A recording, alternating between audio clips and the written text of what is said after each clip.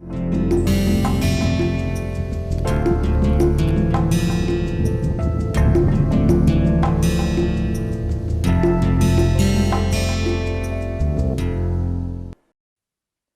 and welcome to this class on industrial robot design and applications. In the last class, what we looked at is the mechanical manipulator design, mechanisms design. And we saw that when you design a robot, you should keep various things in mind. For example, the degrees of freedom, then the manipulation ability, then the dynamic manipulation ability, then look at the workspace, the load carrying capacity, then also compute the structural index of the manipulator before you decide what is the kind of robot you're going to buy or you're going to design. From the kinematics point of view, it is very important to understand about the existence of a solution and how many solutions are there, which solution are you going to take. So these things are aspects which you need to keep in mind when you're designing a robotic mechanism or a robotic manipulator. And today what we'll be looking at is industrial applications of robots, and then further we'll proceed to programming of robots in VAL2 in the next two lectures, which are going to be our last. So today we'll look at applications of robots in industries. Now, with whatever you have studied so far, a very interesting question comes to mind is where should robots be used? Can you use robots everywhere? Okay, it's like saying that you just buy a robot and use it somewhere. Now, that question is basically more to do with economics than to do with technology. Technology, yes, but more to do with economics. Now, the technical part of it is that there are some jobs which robots cannot do. So if I were to ask the question that what kind of jobs a robot cannot do, you have to think with whatever you have studied in terms of kinematics, dynamics, and try and come up with answers as to what kind of jobs a robot cannot do and why it cannot do. Okay, so we'll proceed with today's lecture on industrial applications and the future of robotics. That in terms of industrial designs, what is that people are looking at now in terms of applications of robots in industries. So today we are having the class on industrial robot designs for welding, painting, and robot safety, and we'll see also that in the future what kind of robots are being targeted for industrial applications and why. So this question of why is something which is very, very important, and we have to keep it in mind as we go ahead. Now, the current applications of robots in different industries are majority of the robot applications, almost I would say 80%, are in automobile and industrial electronics. Now, in automobile industries, it is where robotics started off, where robots were used for things like spot welding, spray painting, assembly, pick and place, and with the increase in the electronics industry now, in terms of electronics, right from consumer electronics to industrial electronics to defense electronics, something like a refrigerator, TV, smartphone, a laptop, okay, a tablet, everything is assembled by robots.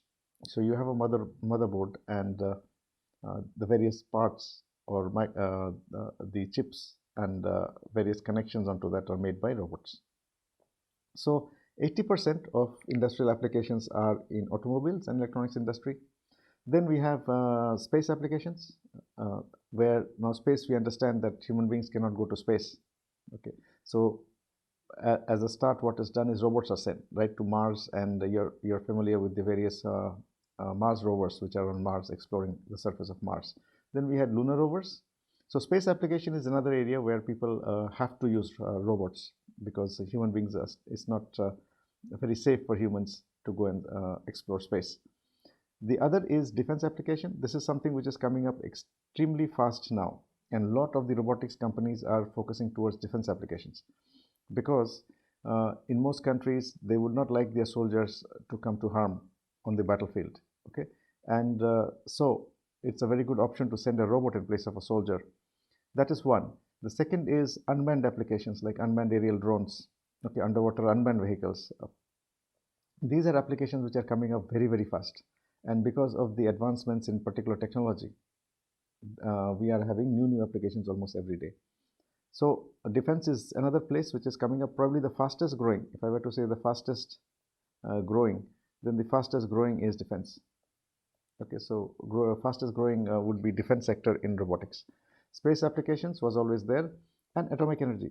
This is where robotics started off. We said that the robot actually took birth when they were making the atom bomb, in 1945-46, and that is where the master-slave manipulator came up. And even today, in atomic energy establishments, the master-slave manipulator is used because it is a dangerous place for robots. So current industrial users of robots are in these areas: automobile, electronics industry, space, defense, atomic energy. Now, over the years, this industrial robotics companies are more or less saturated, in the sense that there are standard companies, and for a new company to come up or a new application to come up, it's extremely crowded space now. So the new industrial application or non-industrial applications that have come up, so these are under non-industrial applications that have come up recently in the past. One is rehabilitation, okay, then healthcare, prosthetics, entertainment, pets, movies. This is a very, very big business today. Okay. So we have current industrial applications, we have non-industrial applications. And then what about the future? The future is general assembly, rehabilitation, healthcare, personal robots. Social robotics is one big issue in the future. So what I talked about in the last class is how to design aspects of the standard industrial manipulator or a robotic manipulator mechanism. Today we'll see other aspects where robots are being used and what is the future of robotics as far as industries is considered. Okay. So this is a very interesting slide called the rise of the machines. Now, when we're looking at 2016, which is still 4 or 5 years ago, it is basically seen that the number of robotics applications being installed across the world is rising very, very fast. Okay. And China obviously seems to have the largest number of robotic installations across all countries, followed by South Korea, North America, Japan, Germany, in that order. Okay. India is still very small, but India is also coming up in terms of robotics applications in various industries. Now, the graph on the right is also interesting, that the number of AI patents being filed, okay, which has to do with robotics, is till now it is the highest in the US, but China is catching up fast, and it is expected that in the future this graph, if I project it like this and if I project this like this, it is going to meet somewhere. Okay, so the left side graph shows the number of robot installations year-wise. The one on the right shows the rise of machines, or what is called the AI patents, filed across the world. Now, one of the reasons of this new aspect of robotics which has come in, or social robotics, is the aging population across the world. Now, with an aging population, there is less of people to do manual jobs, and even jobs like teachers in kindergartens, in elementary schools, it's difficult to find teachers. So this is where robotics is coming in a very, very big way. And in the present scenario of the worldwide pandemic, again, robots are the safest bet. So robots have found a new avenue of robotics industries in this current pandemic situation. For robots which are going into healthcare, robots are going into medical applications. Now, in terms of the aging population, you can see it is Japan, Korea, Thailand in that order. And very interestingly, India is also there, right in the middle there. So with the life expectancy increasing in so many of these countries, there is becoming a great demand for, one is healthcare, one is rehabilitation. Okay, rehab is one. Okay, then in terms of social robotics. So these are aspects which were not there maybe even 20 years ago, but now this is probably going to take over the robotics industries, apart from the industrial robotics of automation in automobile industries and electronics. Now, robots per year, this is a little old data, but it shows that the number of robots per year is increasing every year. Okay, we saw this was a more recent data, 2016, that China has the fastest growing installations of robots across the world. Now, very interesting question would be that what about India? Okay, what about developing countries? Now, what we see here is that why is the number of robots increasing every year? Of course, in pandemic, we understand that human contact is to be avoided. But with a growing population, again, we understand that for rehabilitation, we need robots because people are not there, younger people are not there. But the major cause, the major reason is that essentially in 1970s, we had, we talked about the second revolution. And after the second revolutions, what happened is the electronics became smaller, cheaper, and faster. So it is electronics, okay, becoming smaller, cheaper, smaller, cheaper, and faster. Okay, and this is what exactly gave rise to this graph, which is showing that the price of the robot is actually coming down because electronics is becoming smaller, faster, cheaper. Today you can buy a good industrial robot with a very fair, the 10 kg payload capacity with about 20 lakhs, which was not possible maybe 20 years ago. Now, on one side, the price of the robot is coming down. On the other side, the price of the labor is going up. So if a company has to survive, then basically there is no other way, but it has to go in for automation and use robotics. So also, although in India we tend to say that there's a lot of population in India, okay, the second highest number of people in the world, but even for Indian companies to survive in the international market, then they have to implement robots. There is no way out here. Now, as we proceed further, what are the new areas in which robotics has come? This is a very interesting question because industrial robotics space is more or less dominated by the major companies like Hitachi, Fanuc Robotics, Yaskawa Robotics. So for a new company to come into that space is extremely difficult. But the other non-industrial applications of robotics have come up. And these non-industrial robotics applications are in many, many areas. For example, underwater cleaning, defense, rescue, security, construction, field applications, mobile robot platforms, medical, logistics, all others. Okay, so this is an area where suddenly there is a lot of new companies coming up and a lot of new business opportunities. Now, when we talk about these robots, their design would be different from that of standard industrial robot design or manipulator designs. Okay, as we go along, we'll try to see what are these new designs which are coming in and what are the new requirements for industries that are coming up. So, non-industrial applications of robots, service and entertainment. This is a very, very big area again. Even in India, it is surprising that this is a very big area. So, in service and entertainment, we have vacuum cleaners. Okay, Eureka Fob already has automatic vacuum cleaners. So, these vacuum cleaners are robots. They can go around the room and then clean the floor at a particular time on their own. Okay, have their own path. They have sensors and they have some amount of AI. The other area is entertainment and laser robots. Entertainment like movies. So this is another area where it has come up even in India. We have a lot of movies in India which have robots featuring in them. Now, so we see that in terms of new industries, it is basically industries which have to do with the non-industrial applications, service, entertainment. Now, the question that comes up here is when we're talking about an industrial robot, where to use a robot? Can a robot be used everywhere? And then we'll go on to try and answer the question that what is the task that a robot cannot do? Now, this graph essentially shows the layout of the production system or manufacturing system. We know that in manufacturing, you can divide this manufacturing activity into this X and Y axis, in which the X axis is the production quantity. Okay, for example, cars. We produce a very large number of cars, say more than a lakh cars or 10 lakh cars of one type, but the variety of the cars could be less. So on the y-axis, we have product variety, so the different type of cars.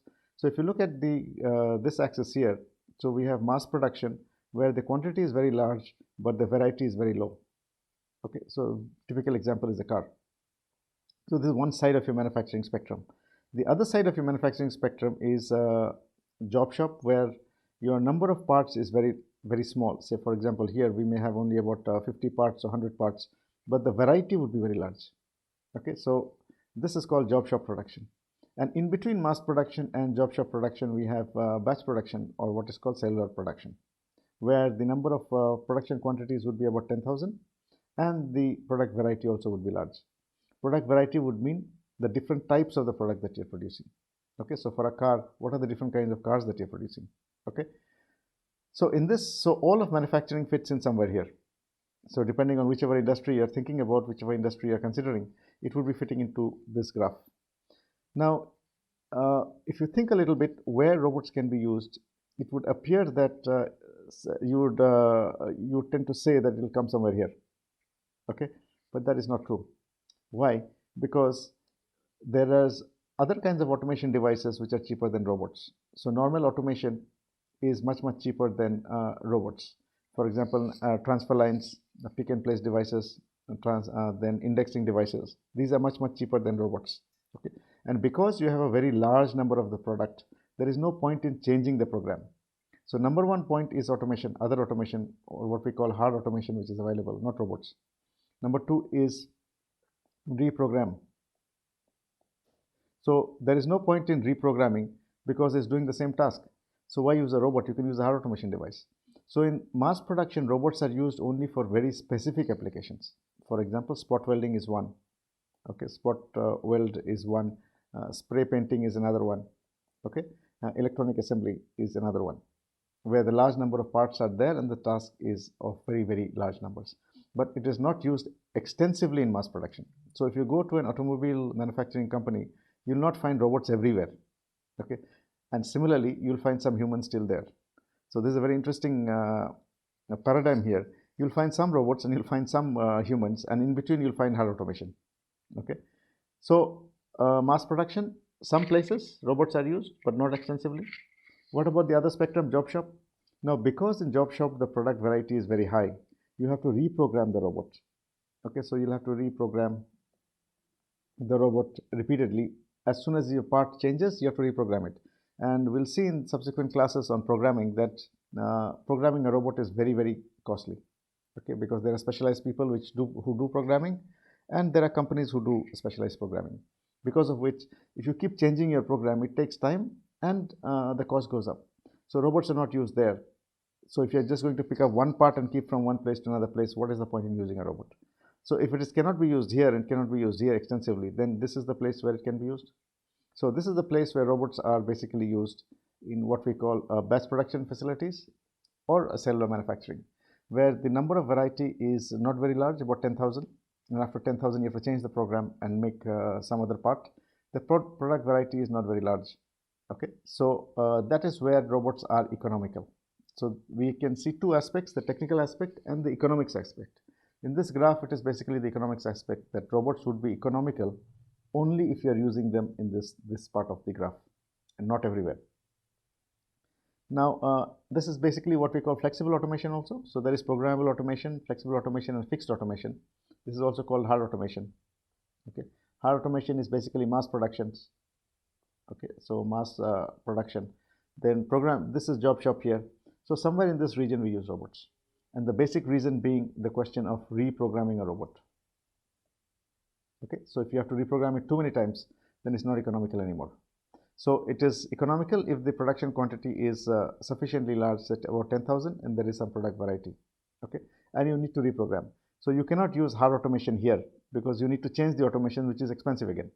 Okay, so you can use a device like a robot or an NC machine where there is the part quantity is sufficiently large and there is some part variety.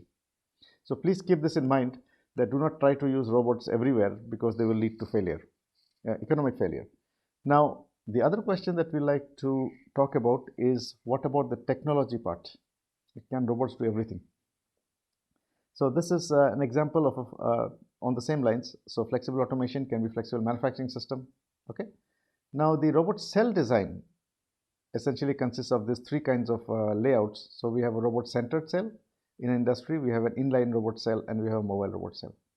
So robot centered cell will basically mean the equipment is arranged in a circle around the robot. This is what the name indicates anyway. So applications like die casting, arc welding, they use this kind of a robot centered cell, where the robot is in the middle and the machines are around the robot. In inline robot cell, this is the kind which is very commonly used in automobile industry. So in the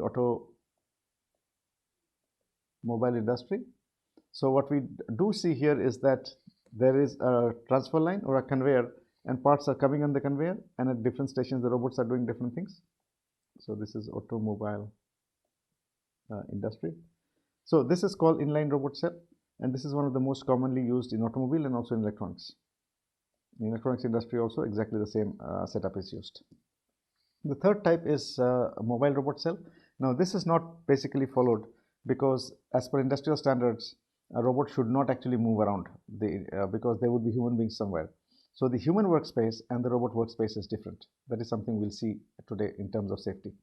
So this is another one where the robot can move around, but this is not normally preferred because of the problem of safety with regarding to humans. Okay.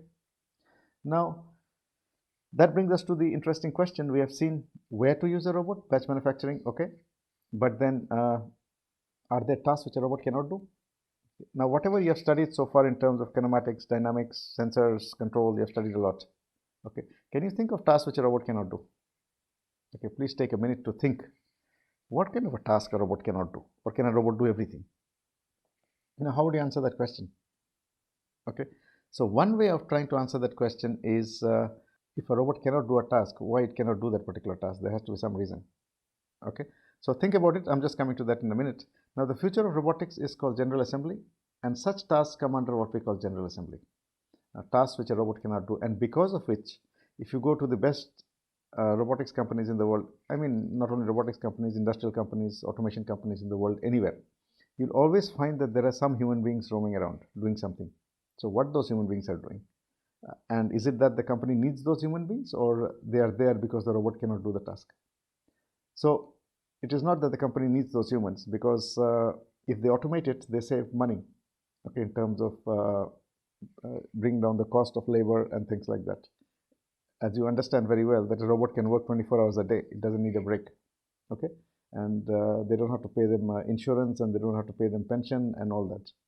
So for companies, they would like to automate all their jobs, but even the best companies are not able to do that because there are tasks which a robot cannot do.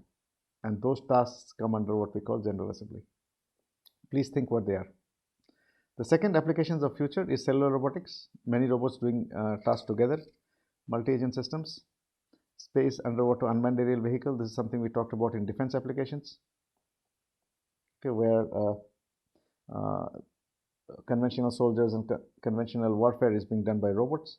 Vehicles, this is another very, very big area of the future.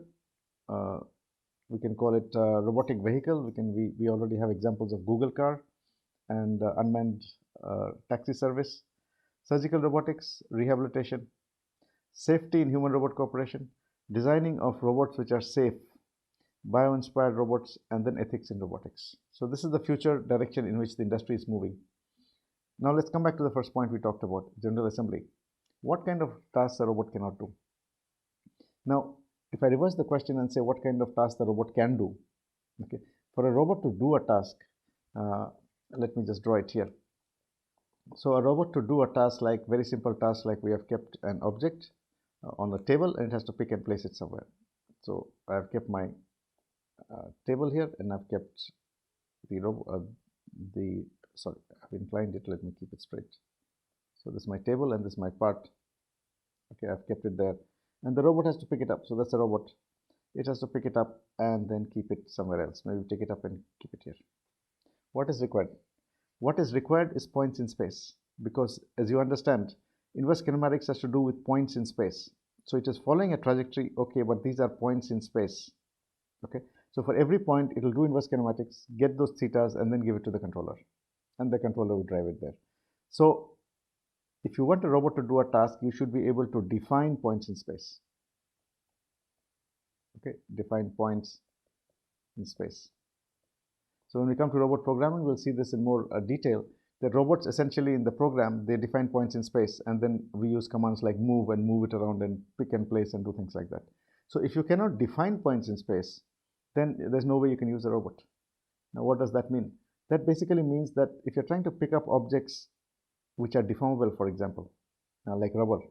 So if you define the point in a rubber sheet and you try and catch the rubber sheet, it will deflect immediately.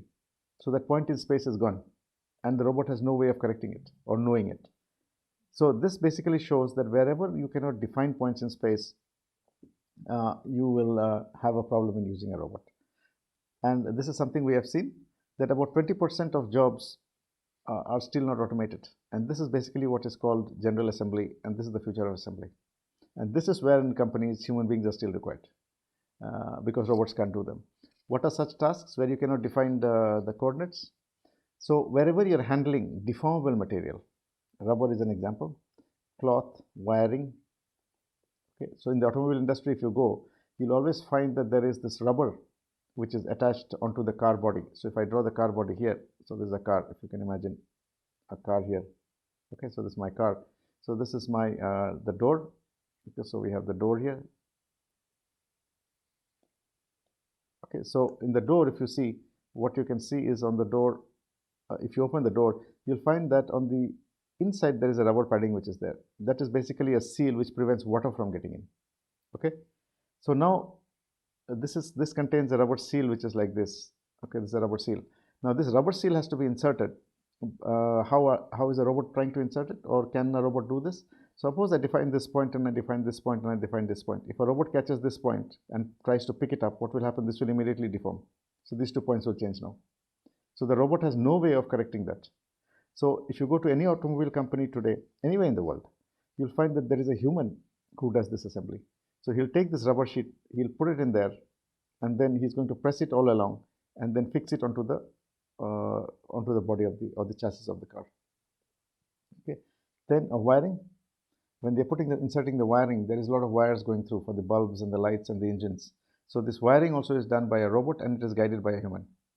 Okay, so if it is done by a robot, it's always guided by a human, because this wires, again, same example. So if there's a wire like this, if the robot catches it here and tries to pick it up, it will deform. And once it deforms, these points are not fixed. So these are applications where human beings are still required. Mounting of the wheel. Okay, so the wheel is mounted like that. So the wheel is carried by an overhead crane, and then the human being guides the wheel, fixes it onto the body on those four bolts which are there. Then he'll put the nut and then he'll tighten it. That's another one, something a robot cannot do. Very interesting thing. A robot cannot tighten a nut and a bolt very easily. Why? Because when you tighten a nut,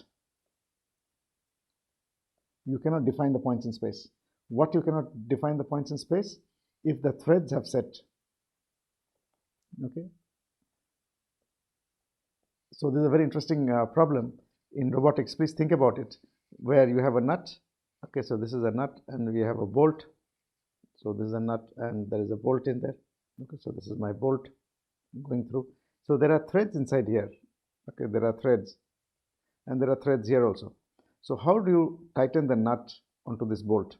So first you have to place it on that. Then you have to align the threads and then you can tighten it. Now what aligning the threads is English language. How would a robot align the threads? Okay, there is no way of defining points. There is no way in defining trajectories here. Okay, so a robot will not be able to do this task, irrespective of how good it is. How does a human being do it? Please think about it. So the human would place the nut on the bolt, then he'll go in the anti-clockwise direction. And if you rotate it in the counterclockwise, anti-clockwise direction, what will happen is the nut will not tighten, but the two threads will set. The moment the threads set, there will be a sound. There's a very fine sound which you can feel or you can hear. And once the threads have set, then you go clockwise, okay, and then tighten it. So a human being would set the nut and then he'll use a power wrench to tighten it. So there are so many examples where a robot cannot do a task. Please think about it. And the general answer to that is wherever there is deformation going on, where the robot points in space cannot be defined, then there is no way the robot can do it. Cloth is another one. Okay, robot cannot handle clothes. It's very difficult for them. Same reason, if it tries to pick it up, it will deform. Okay. Smooth parts, light bulbs, glass like windshields and all, yes, but light bulbs and all, small light bulbs, it finds it difficult to do. Fragile parts. So these are parts which are difficult for the robot to do even today. So this is basically what comes under what we call general assembly. And the future of robotics is, can you make robots which can do general assembly? And there are companies which are trying to do that. And if you can solve any of the problems that I just talked about in terms of fixing rubber, then putting wires, then companies will pay you a lot of money. Okay, because as of now, there are no robots which can do that. Ethics and laws, this is the second part. Now, for human beings, we have laws, industrial laws, but what about ethics and laws for robots? So this is another area where robotics is not only confined to engineering, but we have legal, okay, we have social, we have psychological. So psychological aspects where people of different disciplines are trying to look at this new aspect of machines coming in contact with humans and trying to develop laws for them. Very simple example is if there's an accident in a company, then who pays? The robot pays or the human being pays? Suppose the human being is hit by a robot, then who pays? Okay, who's responsible? So there are no laws as of today, and basically what we're trying, the direction of the future is in trying to make laws for robot-human interaction, ethics. What about ethics of robots? Okay, very funny question, but this is there today. So there are companies which are trying to develop this ethical laws, laws for robots, legal issues, insurance, etc. Now, we have seen that Industry 4.0 essentially is to do with cyber-physical systems, which is we have computers and automation in third generation, which is 1970s. But today we have a connection between machines, humans, and AI. Okay, machines, humans, and AI together. Now, once there is humans in the loop, then this question of safety comes inside. Okay, so till now we were here, where we had automation, we have robots. Okay, and the protocol was the human and the robot. The human and the robot will stay in different spaces, so there is no question of safety. Okay, so they will not come in the same space, so they will not hit one another. But the moment humans and machines come together, then this question of safety comes inside, and this is where future robotics is going. Now let's look at industrial robot safety. This is where we are today. Okay, we have the human worker on one side who is here, and we have the robot on the other side, and there is a safety barrier in between. So if you go to any industrial application today, you'll find the robot is kept inside a cage. Okay, and the human is not supposed. The human cannot go inside the cage. That is as per industrial safety laws. These are laws. They have to be ensured. Okay.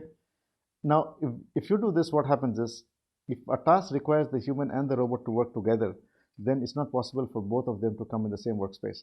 So first the robot will do and then pass it to the human, then the human will do, or the human will do and pass it to the robot. So it's taking more time, double the time. So the future of robotics is essentially to try to make robots which are safe, where the robot and human can work together. So robot plus human can work together. Okay, this is the direction of so in terms of design new kind of robots. Let's have a look at this video. It will become more clearer of what we mean by this robot-human interaction. On their heads. To start with, Baxter has a base cost of under $25,000 and can be programmed through a touchscreen interface without complex programming. What's even cooler is that Baxter's movements can also be programmed by directly manipulating its arms. Add to the fact that Baxter is armed with sensors to detect people, and you have a robot that doesn't need to be caged. While Baxter is doing his part to bring automation to smaller industries, even larger, more expensive industrial robots are seeing major upgrades. The new generation of large bots are being targeted to provide better speed and user-friendly interactions on their heads. To start with, Baxter has a base cost of under $25,000 and can be programmed through a touchscreen interface without complex programming. What's even cooler is that Baxter's movements can also be programmed by direct. So in terms of design, so in terms of new designs for safe robots for interaction with humans, what is required is different approaches rather to this problem is to make robots which have joints which are soft or which are flexible. Okay, so if the robot has flexible joints, what would happen is, say I just give an example here. So I put a spring, a torsion spring onto the, so this is my link, and I put a torsion spring and I put another link there. So what would happen is there is flexibility or compliance in the joint. So if I were to hit this, or a human were to hit, or the robot were to hit a wall, what will happen? It will just go back. Nothing more will happen. So robots with soft joints are one that are coming into the robot-human interaction space, where the robot and the human can work together. If they work together, they save time. Now, social robots, of course, which are already living with humans, their design safety is paramount. So the conventional design we looked at in the last class is applicable only for industrial robots, not for social robots. For social robots, the first thing that needs to be done is make designs, use actuators and controllers which would ensure safety for human application with humans. Now, the second one is flexible link robots. So make links of the robots which are flexible, for example, like this. Okay, so we have links which are flexible. So if it were to hit, it can simply bend like that. Okay, so this is a flexible link robot. So these are ways of taking care of impact force and interaction with humans. Safety and control by using sensors or by in the controller itself. If the robot can figure out that if there is a human in front or it has hit with a human, then it should immediately go back, or it should limit the force there. So there are different ways of doing that. For example, torque limiters. Okay, torque limiters in motors. So if the motor torque goes up suddenly, it can figure out the armature current, and it can monitor the armature current and say that suddenly the torque requirement has gone up, so it must have hit something, so it can immediately stop there or go back. Okay, then there can be other ways of safety with sensors. So we can use different kind of sensors to sense if there is a human in front. Okay, so the new directions of robots for industrial applications is in interaction with humans. There are a lot of companies which are going in this area now and trying to develop robots which can be safe for interaction with humans. But as of today, industrial safety laws is still this: the human and the robot are in different workspaces. They should not come together. Okay. Now we'll look at few applications of robotics. We'll look at robotic welding and spray painting. Then we'll go on and look at robot safety. Okay, and then this is where robots are used. So we'll get an idea of what the design of robots involve in terms of industrial applications. So spot welding is basically creating a spot between two thin sheets in the car bodies. Now we know that car body, the chassis consists of angles and frames, but on top of that there is a thin sheet which is on top which covers the body. All right. Now to cover the chassis or to connect the chassis with the thin sheet, spot welds are done. Why? Because you cannot do heavier welding like arc welding. It will bend both the sheet and the body of the car itself. So majority of the spot welds in cars are done by robots. The second type of welding that is done is arc welding, where you are joining thicker sections. This is more in the case of railways, where you are using very heavy sections. Railway, shipbuilding is very common to use. So railways is one where you require very thick sections. Shipbuilding is another one where you require to use to weld very thick sections for using arc welding. Now this is an example of spot welding where we have the car's chassis, you can see, and there is a sheet at the side which is put onto the chassis, and there are multiple robots which are going and welding. So you can see that there are 4 robots here. They are going into different areas, and they are doing the spot weld and coming out. This is how spot welding is done. Now spot welding is very fast. It takes a few seconds, and if you can guess how many spot welds are required in a car, okay, just try and guess. It's as high as 2,000 to 3,000, and you'll be surprised that 3,000 welds in a car, and those are done in a few minutes only. And obviously human beings can't work at that speed and they cannot go to difficult areas to do spot welding. Right? So we have multiple robots doing spot welding in complex areas, and they are just completing the task in a few minutes. 3,000 welds in a few minutes. Now robotic spot welding started off around 1960s, and right from that time majority of the spot welds in the cars are done by robots only. And you can see this in any company in the world, any automobile company in the world. And the advantage being that it can do very large number of welds. Okay, so 30 welds per minute is very common. Nowadays they do it much faster than that. And the basic process of spot welding, as you might have studied in other courses in manufacturing, is that there is an electrode on both sides. So there is one side, we have an electrode here and we have an electrode there, and these are the 2 sheets. So there is one small thin sheet here, another sheet here, and a current is passed between them. And because of the heat generated in the center, because of this current, because of the I²R heating, what would happen is it will melt there. So because of the I²R heating in there, this will melt, and once it melts, it will get fused there, and that's your spot weld. Now the weld nugget is typically 6 mm or 10 mm in diameter. Okay, and the current range is very high. Current is past 3,000 to 40,000 amperes, and the welding time is as short as 0.5 seconds. So you can imagine that in less than a second it does a weld.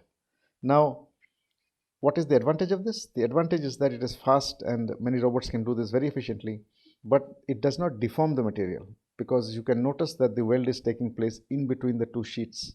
So there is no effect on the other side. So on a car body, if you see, you will not be able to see the deformation because of weld, but the weld is there. That is where the sheet metal on the surface has been attached to the chassis. So this is what started off in application of robotics in automobile industry, and even today spot welds are done by robots. Now the electron gun looks something like this. Okay, so there are two parts, and we have this sheet here and this sheet here, and it goes and catches it in this direction, and then it just passes the high current, and then you have a weld. Now there are different kinds depending on which direction you're welding. Say for example, the previous one is holding a sheet like this horizontally. This one can hold a sheet vertically. Okay, this fellow can hold it vertically. Okay, so depending on where you're doing the weld, how you're doing the weld, the configuration of the gun, electron gun, the electrodes, the tip of the electron gun can be configured. So robots normally would be having to do welds in all configurations, all angles. So they would have either kind of guns. Now the important parameters which are more towards the design of welding equipment is that the surface must be clean and smooth to optimize the bond, and it requires access on both sides of the joint. This is very important from robot programming, because you have seen the robot has to enter inside the car body, not hit another robot, not hit any part of the car body, do the weld and then come out. Now in terms of programming, so paths for spot welding should be such that they should not interfere with other parts to be welded. The robot should not interfere with other equipment or other robots, and the need for moving in straight lines for the welding gun, there is the move and the moves commands. So when we'll come to the programming part in the next class, we'll talk about the move and the moves command. So this is something very, very important, and this is very complex actually. So when we looked at the welding here, what we do see is that there are many robots which are moving in complex paths. So what is the inverse kinematic solution? So suppose I say I want to do a weld here. Okay, in that region I want to do a weld. What is the inverse kinematic solution? You have infinite solutions. So you have to find an optimal solution in which all the robots simultaneously can do all their welds in the least time without hitting one another and without damaging, without hitting any other part of the robot. Okay, so this is an extremely challenging problem. It is very clear from here that simple doing inverse kinematics for a path is not enough. Okay. So this is basically to show that finding the path for spot welding is extremely complex, and there are specialized companies which are doing that. Now, which types of robots can usually be used? So normally we can use rectangular and cylindrical robots are not used. The one that are normally used for spot welding is articulated robots, as shown here. Okay, so this is an articulated spot welding robot because it has to get into very, very complex areas. Okay, so it needs more dexterity. So in terms of dexterity, the articulated robot would be much better than a rectangular robot, for example. Rectangular robot can normally move in straight lines only. Now, advantages, disadvantages. This is just for understanding that there are advantages of spot welding. That is why it is done. And in terms of time and in terms of money, a spot welding robot is much faster than a human welder. Okay, there's no comparison between them. Okay, so that is the reason why about 90% of welding on the automobile body is done by this spot welding robots. Improvements taking place, programming, okay, making simpler programs, servo motors to power welding gun, making the welding gun itself into a small robot. The welding guns that I showed, they are welding guns, they are not robots. So if you can make a small robot which is actually a welding gun, then what would happen is it can have some kind of intelligence and do the task much faster. Okay, bringing smaller aiding robots to the working cell, for example, making modular robots which can actually do the job much faster. So in the application we saw, we had big robots doing welding. So this is something we saw here just some time back, that these robots you can see are very big robots, 6 degrees of freedom, 7 degrees of freedom, and they have complex structures which are doing this task. Suppose we make smaller robots which can do the same task, then we save money and maybe we can make the job faster. So these are improvements that are taking place as far as welding is considered. Now arc welding. Now arc welding is done for heavy sections as shown here. Okay, so this is mainly done in the railways, shipbuilding, okay, heavy industries, and there can be metal inert gas welding, there is tungsten inert gas welding, and consumable electrode arc welding. So these are different kinds. Where in metal gas, inert gas, the welding wire serves as an electrode and it is consumed. In tungsten inert gas, the electrode is made up of tungsten and it is not consumed. And in consumable electrode arc welding, the gas is produced by the coating on the both sides. Okay, so this is basically for heavier sections. Now one thing that happens here is, this is an example of a robot which is doing arc welding. Now you can see that the amount of smoke and the amount of light that is produced, it's very difficult to see what is going on there. Okay, so for the robot, again, to find the exact path and to do inverse kinematics is extremely difficult. Okay, now what makes it even more difficult is that welding is done in a particular sequence. What is the meaning of this? So if you look at how arc welding is done, so if you have a section here, so the electrode is first touched onto that. Okay, the electrode is touched, okay, on the surface of the part to be welded, and once you touch and you take it up, what happens is the arc is formed. Now when the arc is formed, the electrode will start getting consumed. Okay, so you must have a motion which is putting the electrode down, pushing the electrode down, because it's getting consumed, and you have to maintain that height, which is the arc height, otherwise the arc will extinguish. So you have to maintain the arc height, you have to feed it downwards, and you must, if I take the side view or the top view of that, now when we are having a weld, let's say this is one side, okay, this is a V-weld, you have to have some kind of motion pattern like this, which is called weaving. So you need to control three parameters: the height of the electrode, the feed rate of the electrode, and the weaving or the beading pattern to make the weld. Okay, and if you see this kind of situation where you can't even see anything, how do you actually do inverse kinematics? This is something which is extremely difficult for arc welding robots. And how it is done is you can use sensors like vision sensors, okay, or we can monitor the current of the passing through the electrode to know what is that height gap, and we can use a human being to teach the robot because of these three issues that are there. Okay, so an electrode is used for generating an arc, that is the first part. Now the generation of the arc is to be precisely controlled, that means you control the arc height h. Okay, then the arc gap needs to be controlled. Okay, then the arc path and time needs to be controlled. So all of this, if you look at, it makes it a very, very complex problem. This is actually a very, very complex problem. Now there are different sensors which are used. For example, when you are moving from side to side, there can be a contact sensor. So the gun is basically moved like this and like this. So it hits this side, it's moved this side, it hits this side, then it moves that side, it keeps doing that oscillating kind of motion. And in the process, the arc is having a kind of so the arc is also moving from side to side. Again, if I take the top view of this, what would happen is the arc is moving like this. Okay, so there is a sensor which hits here, hits here, hits here, hits here, like this. So it is going and you're having your weld. Okay, now arc sensing system. So the arc current or the voltage is measured to estimate the position of the arc. Okay, what I mean is the height has to be maintained. So this is my arc, this is my arc height, and the arc is here. This is my the plasma which is formed from the electrode. So I have to maintain that height. How do I maintain that height? Now this height is dependent on the current which is passing through the supply. Okay, so if I maintain that current constant, then probably I can check that current to know what is the height, whether it's decreasing or increasing, and then try and control that. So the arc sensing system actually controls the height of the electrode. Now there are some cameras which are available. Now the cameras can actually use lasers, and they can do they have color cameras by which you can observe and then control the motion of the electrode. Okay, the height of the electrode, the position of the electrode, the beading of the electrode can be controlled. Okay, so this is our how the arc is moving, and to control that we can use actually a camera. So this is a vision-based system which is used for controlling the beading or the motion or the weaving. So this is actually called weaving. This is called the weaving of the electrode. Okay. Now arc welding is probably the most difficult of all welding applications, and what happens is a human vendor has experience that a robot does not have, because of which very often a human welder can be used to teach a robot how to do the welding. And this is an example of a human welder who is teaching a robot how to do a weld.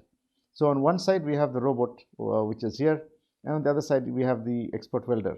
So he uses some kind of a joystick. So with the joystick he performs exactly the same motion that is performed with an electrode gun, and all the position orientations of the electrode gun are recorded, and then the same motion is given to the robot. So this is basically called lead-through teaching, and in arc welding this lead-through teaching is quite common in industries. Okay, So spot welding is more to do with kinematics. Arc welding is more to do with learning and from an expert welder how to move the electrode and how to make the weld. Now, advantages of robotic welding: higher productivity, improved safety, uniform quality of weld. The process can be integrated with systems. Okay. Now, spray painting is another application where robots are used in the industry, and there are two kinds. One is the part is dipped into a tank of liquid, and the other is electrodeposition. Okay, as the name indicates. Okay, so one is immersion and flow coating. The other is spray painting. Okay, so this is one part which is not used in the, which is also used in the automobile industry, but this is the one that is more common. So what is done is there is a robot which has a spray painting gun, and because of the potential dangers in spray painting, there are fumes in air, then there is noise from the nozzle, there's a fire hazard, because of which what is done is, in cars, if you go to any automobile company, you'll see that the spray painting side is completely separated, and it is separate from the normal other aspects of the assembly which is going on for the car. So it is completely covered, and the car body comes inside from one side. Okay, so it is coming in from this side. There are robots which are spray painting, and then the car body goes out from the other side, and there are no humans in there. Okay, so this is an example of spray painting for car bodies. Now, advantages of robotic painting are so many. For example, the human is not there, so it is safer. There is lower energy consumption, there is consistent finish, there is less wastage, there is greater productivity. Now, the other operations where robots are used is drilling, grinding, riveting, water jet cutting, laser drilling. Okay. Now, in terms of the robot design part, we need to keep in mind the safety aspects. This is something very, very important. So let's look at this. So in terms of safety, okay, what is it that is required if you're going to use a robot ever? So first of all is, you need to be acquainted with robotic safety. So a robot is different from other machinery, like a lathe machine or a drill machine. Okay, so robot safety is completely different. We need to understand safety standards. We need to recognize safety, reliability, be familiar with human factors issues, be aware of safety sensors and monitoring, realize safeguarding, then perceive the important factors of training, apprehend safety guidelines, and understand definitions. Okay, so for a robot, this is a must, and this is what makes it very, very expensive. So the actual robot cost may be only 10%, 15% of the actual cost of the system. The other is software, patents, upgradation, and then enforcing safety. This we'll see is very expensive. Now, if you compare robots with conventional machinery, like a lathe machine, there are three major differences between a lathe machine and a robot. The first is the speed of movement. Okay, a robot is much, much faster, and it moves all over the place. Predictability of movement. A lathe machine moves or works in a particular way. A robot can change its movement and do something else the next time. Then hazard zones. Now, normal lathe machine is not considered as a hazard zone, whereas a robot, because it moves all over, is considered to be in a hazard zone. Now, we have seen that because of these three differences between conventional machinery and that of a robot, we need to enforce safety.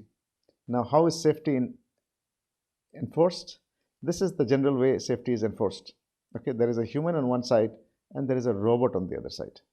And there are accidents which are caused, and most of the accidents that are caused are essentially because of inadequacies in terms of training of the human operators. Okay, so how is this safety enforced? Number one, there are three levels of safety. First one is perimeter. I said that there is going to be a cage. The robot is going to be inside the cage. So this is my level one. The second is the area inside the work cell. So this is my area which is inside the work cell. Okay. So that is my level two. Level three is the area inside the work volume. Okay, so let me write down the numbers so it becomes easier to understand. So this is level one. So this is level one safety. Level two is here, okay, which is inside the work cell, but it's not inside the work volume. Now level three is inside the work volume, there, okay, where the robot is actually there. So these are 3 levels of safety which have to be enforced in a robot. And how it is ensured is by using different physical barriers as well as looking at using different sensors. So for example, there is a physical barrier around the entire perimeter of a robot's work envelope. Okay, so wherever the robot is, it is kept inside a cage. Then there are pressure sensitive floor mats. So if a person comes inside walking, you immediately know that a person is there. Okay, so these are areas, the full area actually here, inside here. Okay, there would be floor mat, which would be active floor mats. So they have pressure sensors. So if a person is walking there, you immediately know that a person has come. Light curtains. Okay, this can be lasers or just light beams, which are for checking if there is a person inside or if a person is entering. For example, there would be a door, right? So a person would have to enter sometimes. So there could be a door here. So we have a door here. Okay. Now this door has to be closed, so there are limit switches here, which indicate the door is closed or it is open. And then here we could have a laser, okay, or a light curtain that the moment this door is opened, we know that the door has been opened.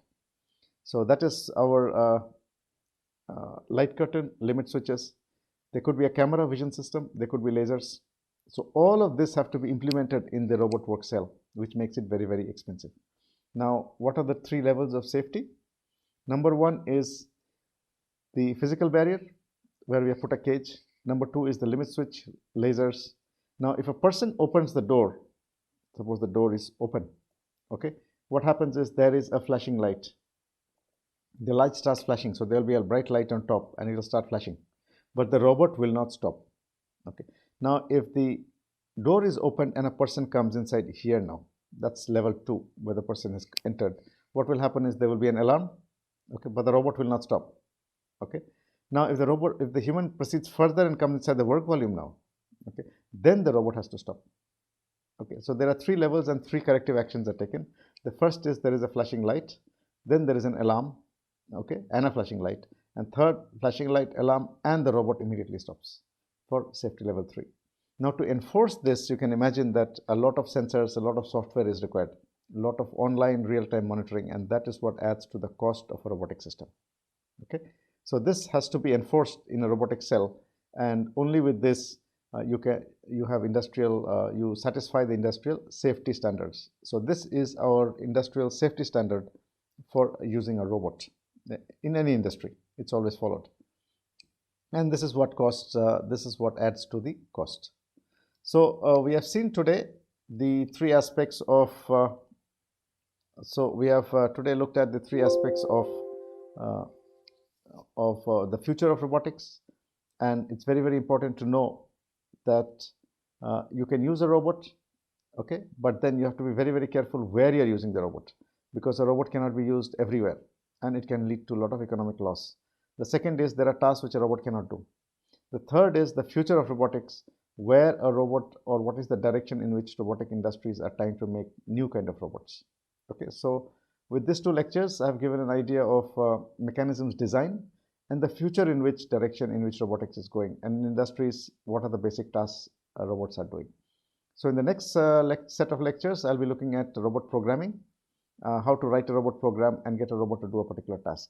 So we'll stop here today. Thank you.